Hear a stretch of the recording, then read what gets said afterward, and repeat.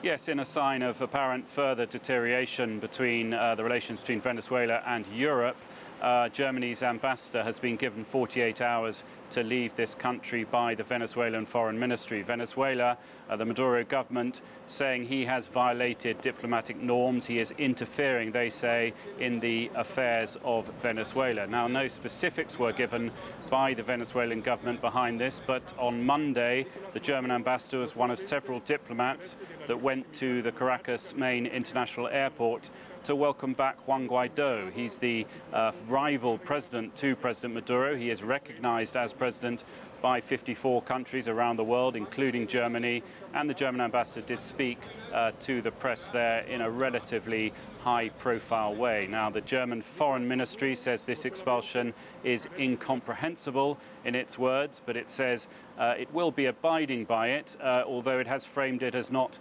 necessarily abiding by what President Maduro says. More, it says that it will be asking that ambassador to return to Germany for consultations. Now, also on the diplomatic front, we've been hearing from Washington, John Bolton, the National Security Advisor to President Trump, saying he's putting on notice companies that may be interested in dealing with Venezuela. That appears to be a warning about secondary sanctions. Already the US has sanctions on PDVSA, the main nationalized Venezuelan oil company. It prohibits US companies from dealing with that company. It appears that it's also threatening other countries and other companies that may be interested in doing business with PDVSA. We also heard from Mike Pence, the US Vice President.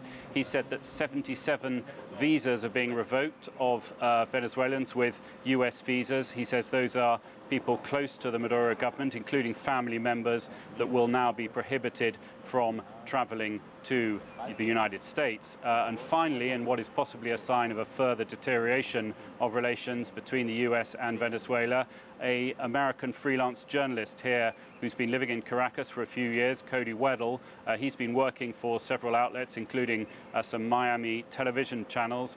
He was arrested apparently by military police of Venezuela this morning. His whereabouts currently unknown. That has provoked a fierce rebuke from the US State Department, calling for his immediate release. Stephen Gibbs, CGTN, Caracas.